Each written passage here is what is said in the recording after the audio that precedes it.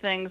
Colonial Heritage, for example, has travel club and wine and dine, lunch bunch, book clubs. Oh my! You could go on and on with things they do, but yeah, really, they take really nice trips with their travel club, and they have men's clubs and singles clubs, and it goes on and on.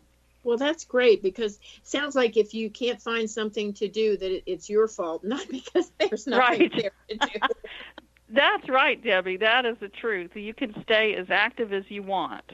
So I know we talked a minute about some of the places to see in and around Williamsburg, but are there any plantations around or things like that where we talk about the history of the country? Oh, absolutely. We have so much. I mean, of course you have Colonial Williamsburg, which played a significant role in the American Revolution, and if you look at Williamsburg, that forms the historic triangle together with Jamestown and Yorktown. Yes. And the heart of all that is Colonial Williamsburg, which is a historic district, but also it's like a living history museum, because you actually have actors there in period costume who show what it's like on a daily basis in colonial life. They're in the streets and the taverns, the stores, they have workshops.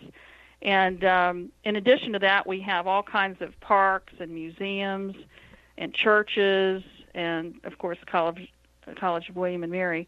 And we have the beauty of the Colonial Parkway and James River, Yorktown Beach, Chickahominy River. So there's so much to see. And you're close to Virginia Beach, Richmond, and Washington, D.C., And centrally you can't forget the grandchildren, right? Yeah, if you have grandchildren and you're retiring here, we have Busch Gardens, Water Country, and we have the farmers market, etc. That's right. Awesome. Well, speaking of farmers markets, are there any specialty items food-wise that people would want to make sure, you got to try the such and such down there in Williamsburg? Yes, we have excellent restaurants. In fact, whenever I have clients here, I give them a restaurant list. Oh, good. Because we have so many nice restaurants. And my favorite and go-to place is Waypoint. It's very European, and it's just excellent. The chef there, Chef Hans Schadler, used to be at the Williamsburg Inn, and he was a chef there for many years and has even been the chef for presidents. But we have other restaurants like La Yaca, which is French, and Fat Canary, which is very, very famous because it's right there in Merchant Square, and the Williamsburg Inn. You have to see the Williamsburg Inn. Of course, the Queen stayed there a few years back. Uh-oh. And we have La Tienda, which is, I'm sorry? Do you have to curtsy when you go in? Because she stayed there. Oh, yeah, I guess when she was there, some people probably did. Oh, and you've got the La Tienda, which is Spanish. I mean, we have all kinds of things. Steakhouses. Opus 9 is kind of like a Ruth's Chris, our answer to Ruth's Chris, and we have a place called the Chef's Kitchen where you can watch them cook in front of you, and it's there in historic Williamsburg. I love those. So so just great places. We have a Greek kitchen too, which is fabulous. Oh, that's cool. And little pubs like the Houndstail Pub, and if they really want something historic, people could go to the Christiana Campbell Tavern and see what it was like, eating back in the colonial days.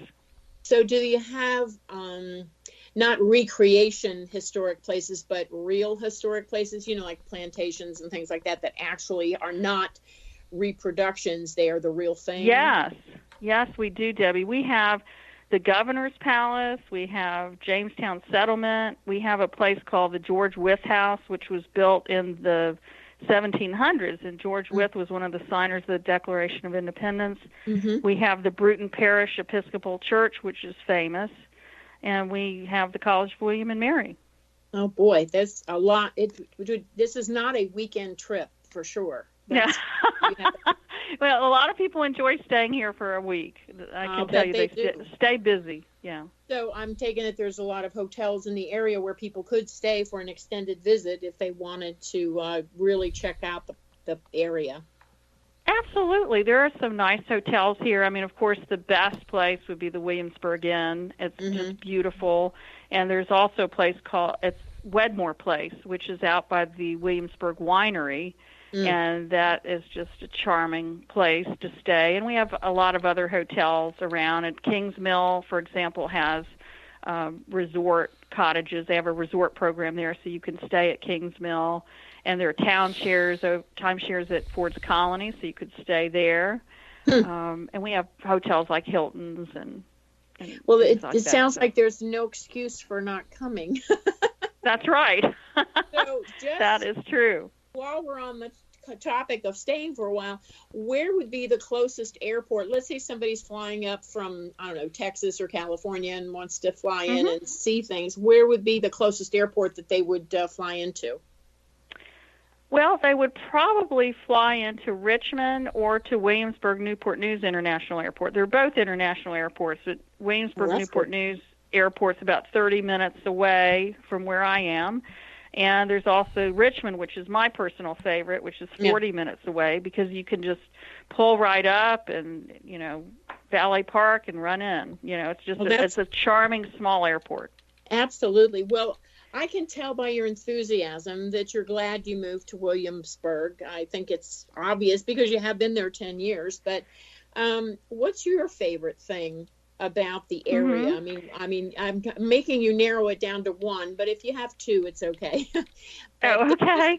Well, and that is so tough. Yeah, that's so tough, Deb, because I love so much about Williamsburg, but I love that I live on a creek in Kingsmill, which runs into the James River. I love being near the beach. We have our own beach in Kingsmill.